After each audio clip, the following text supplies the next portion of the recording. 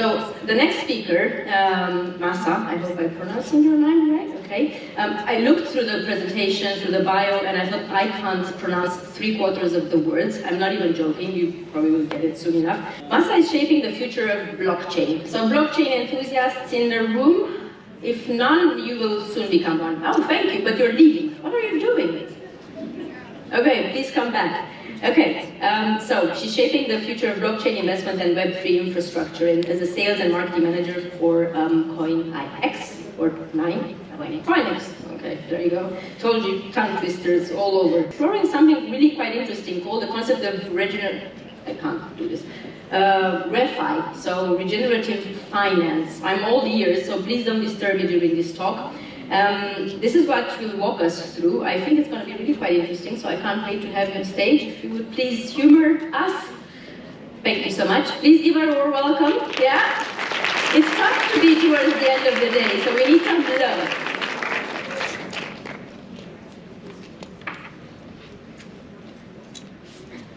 Okay, perfect. Hello everyone. My name is Mahsa Dorfard. I am the Sales and Marketing Manager at CoinX, which is a blockchain investment firm based in Hamburg, and we make it possible for everyone to have exposure to digital assets. I'm really excited to be here today because I'm going to talk about two of my favorite topics, blockchain and ReFi. ReFi is the abbreviation of Regenerative Finance, and we're going to get deep into it. So, what you see here on the slides shows the intersection of sustainability and blockchain. ReFi is going to be here in the middle. So in ReFi we will learn how blockchain technology is going to help us to be more sustainable, to create a more sustainable world. And it's really useful if you learn more about both of the worlds. So if you know a lot about sustainability, but you don't know about blockchain, it's not going to help. So you need to grasp both of them. That's why I'm going to start with the blockchain first. We're going to go through the main topics of it, and after that, we're going to review some sustainability themes, and then we will go through some examples of ReFi projects. So let's review the evolution of the internet. You don't remember Yahoo, or maybe you do. We were not creators, we were just consumers. There were websites, you could read the news, but you couldn't leave comments, you couldn't leave likes, you couldn't create content, there was no influencers. But in Web 2, we are currently at this stage of evolution of the internet. Now you can also create, you can be influencers, you can like a post, you can write comments, you can have interactions on the internet.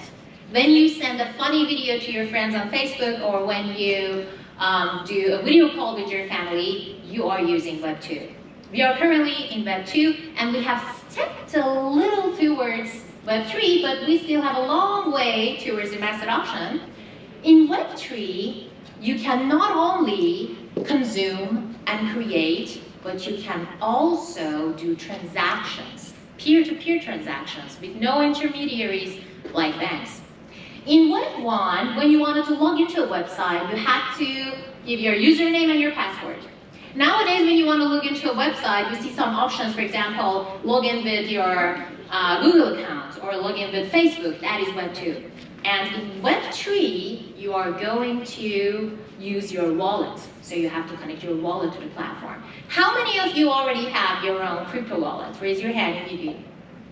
Okay, I see like 20% of the population in the room. You are already in the Web 3 world. Congratulations. So, decentralization and centralization. Imagine I have a piece of paper in which I have a very important information. I'm going to put it on my desk. Or I'm going to create a digital version of it, and I'm going to create a Word document and put it on my laptop. If anything happens to that piece of paper, if anything happens to my computer, the information is gone. But how about we create a copy of that information on thousands of computers all around the world, in which all of them are storing the same information. If one computer goes down, the others are there. So there will be no single point of failure. So that's why we always say that decentralization is the way that you have to go towards. Right now, most of the companies that exist in the world are centralized. There is a CEO, there is a hierarchy, there are managers, but in the future there will be no centralization. We will have decentralized companies.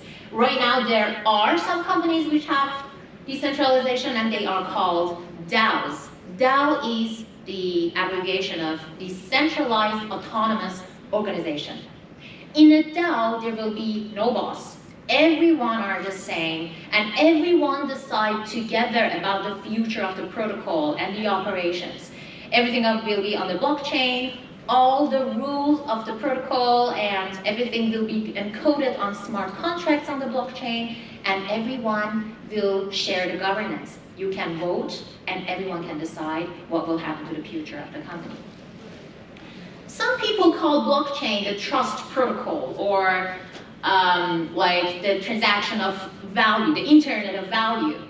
Some people are really against it. They see it as a controversial topic, but it is really useful if you get educated about it, because whether you want it or not, we are moving towards the future, and it's really useful to know more about the blockchain. So basically, in the blockchain, information, all the data, are packaged into blocks, and then these blocks are cryptographically attached together, like a chain, and then we have smart contracts. In smart contracts, you can have everything automated. Smart contracts will be on top of blockchain. This is so much technical, I don't want to get so much deep into it, but just like you are using a lot of high-tech devices at the moment, and you don't even know how they work, in the future, it's going to be in a way that blockchain is going to be the underlying technology of the financial systems, and you don't even realize that you're using it.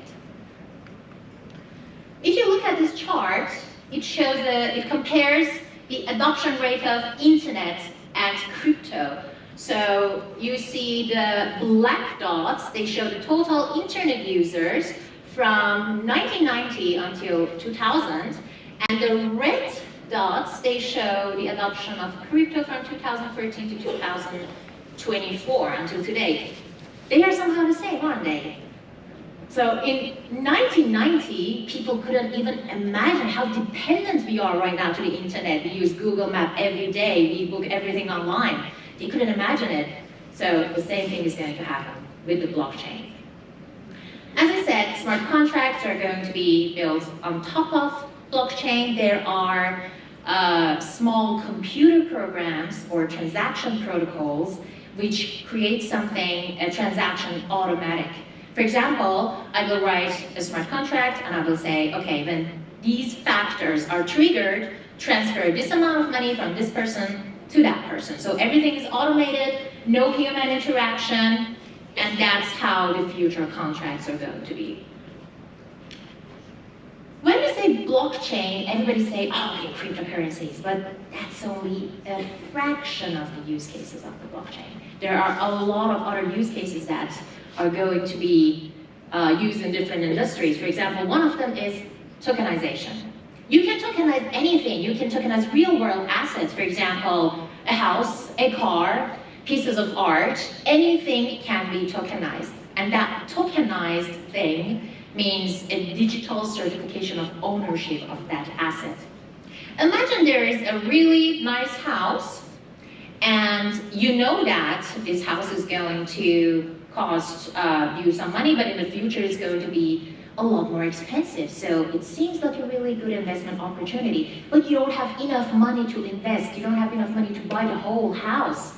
Thanks to tokenization, you can buy a fraction of that house. And after some time, when the price increases, you can just sell it and make your profit. So that's one of the use cases of blockchain. Blockchain can also be used in supply chain.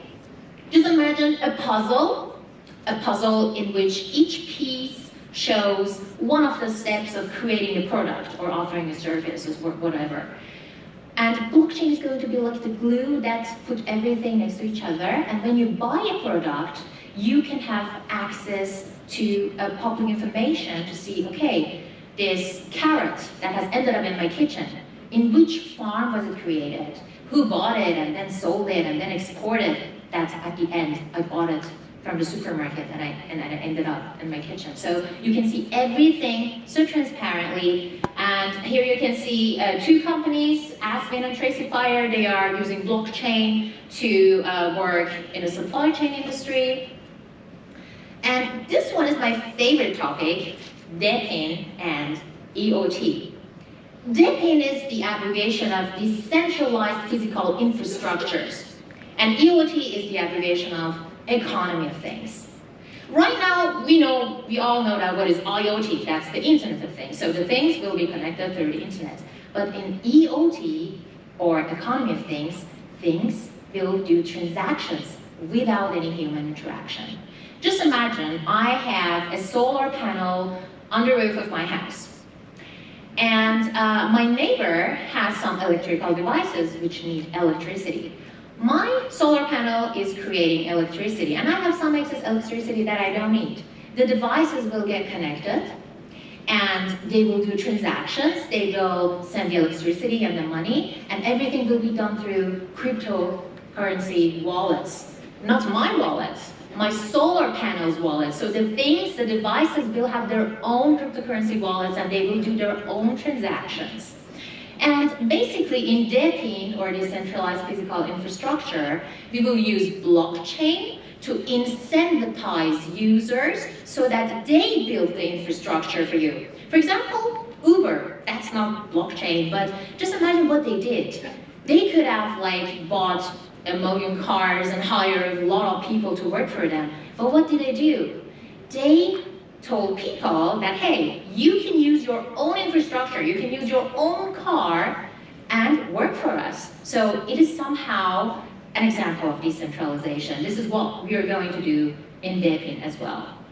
So all the topics that I just talked about were from this side of the diagram. They were all connected to blockchain. Now I'm going to share some info about the sustainability part.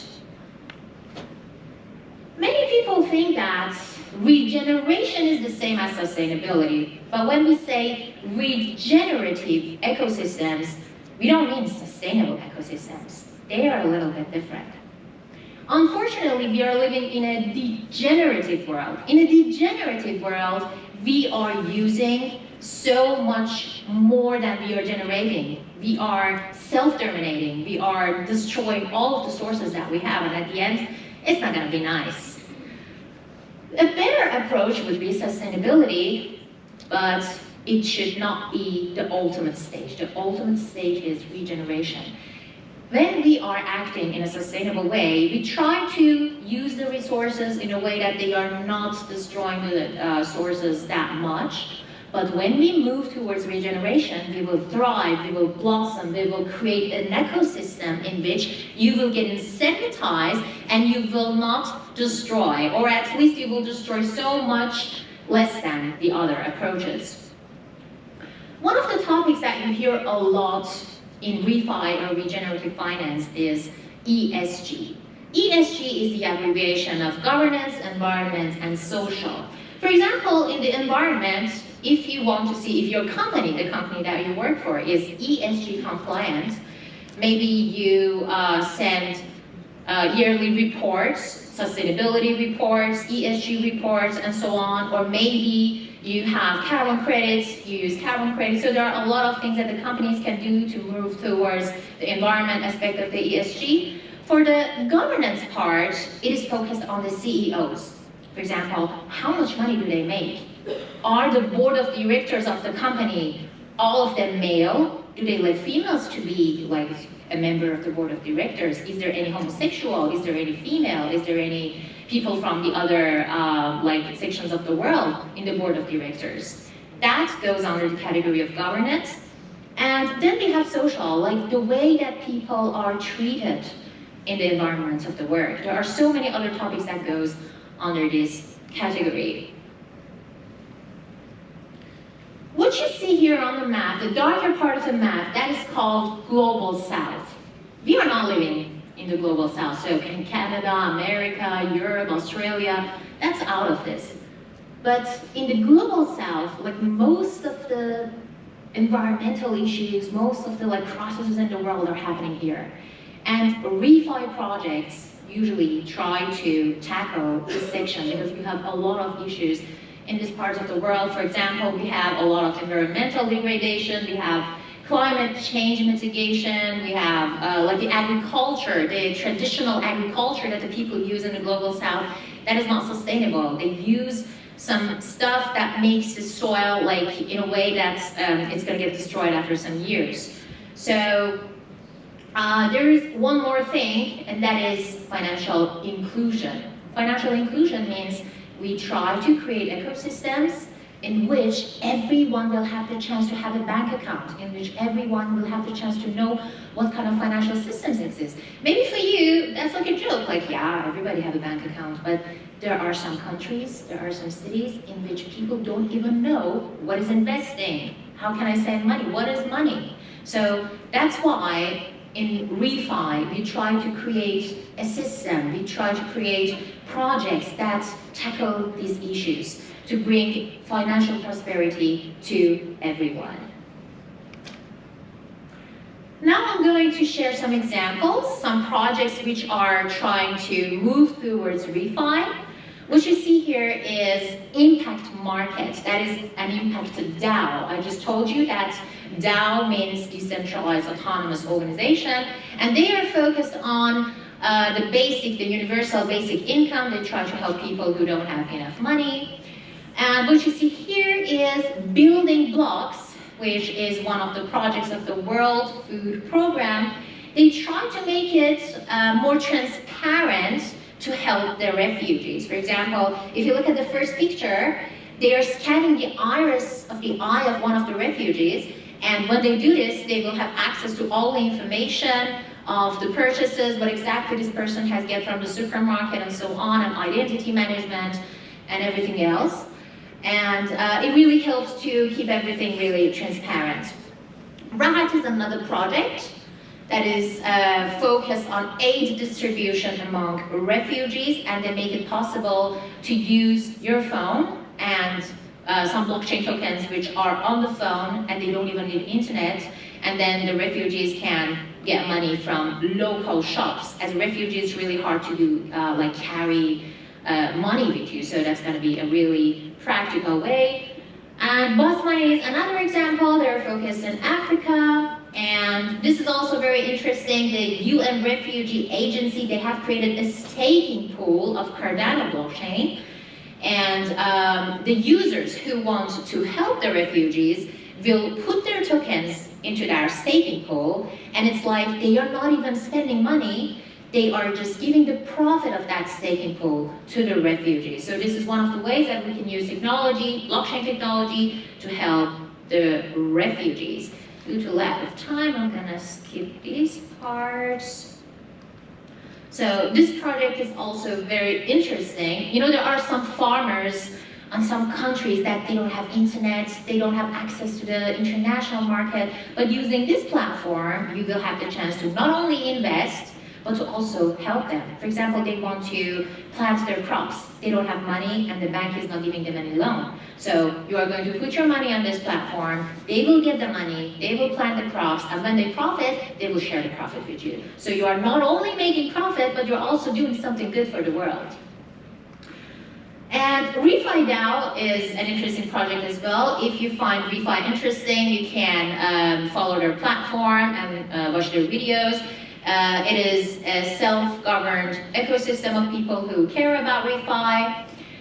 And you know, the first time that I learned about ReFi, I was like, what can I do? I'm just an individual. The governments should do something or so on.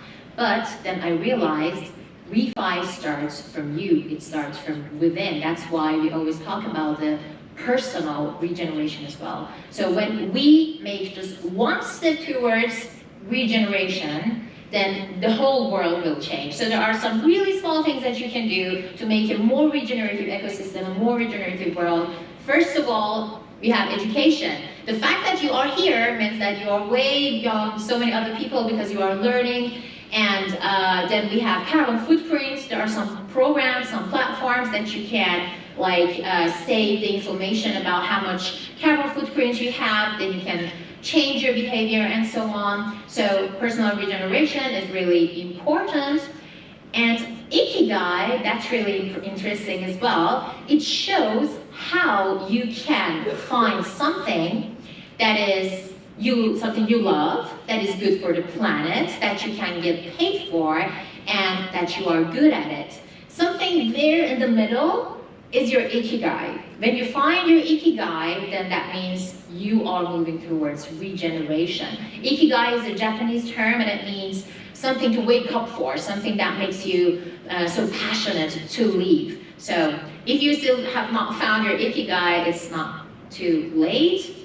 And one final point, ReFi Talents was how I found my way into the world of ReFi. Maybe that's interesting for you. It's a course on Frankfurt School of Finance and Management, and it's completely free. And you will have the chance to get to know a lot of people who are experts in this industry. If you want to get in touch with me, you can visit bento.me/maxa, and here you can see the website of our company. Thank you so much for your attention.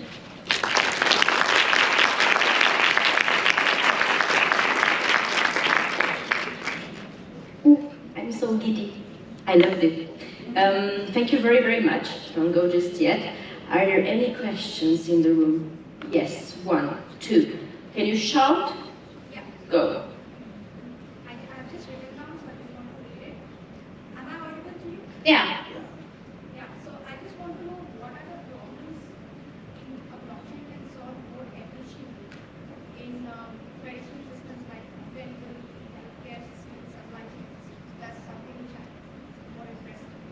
Could you repeat that? Yeah, I think I understood. So, you know, blockchain can change so many issues that are still in different industries. For example, you mentioned healthcare. So in the healthcare, we have the problem that like sharing the documents of the patients. For example, in Germany, we are really focused on like Datenschutz to make sure that we don't like give the unnecessary information to different people. And at the same time, sometimes we need to give that information. But with the blockchain, we have the possibility to share some information, and then we can like decide which parts of the info will be written and which parts will not be. So it will be a really great way to share information in a transparent way, which at the same time preserves your privacy. And also in the supply chain, as you mentioned, so through blockchain, everything will be transparent, everything will be public. For example, if I go on the internet, if I open the blockchain explorers on the website, I can see all the transactions back to like the very first transaction that has happened.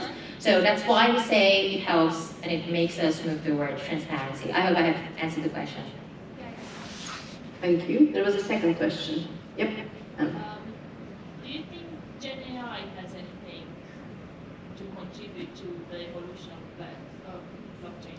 Definitely. Like, we have recently published a report which shows the interaction between the artificial intelligence and blockchain. I recommend you to read it. It's on the website Hansaudi Blockchain Institute. If you go there, you can download a PDF and it will share all the information that you need to know. But for sure, all these technologies have a lot of things in common and they go hand in hand together.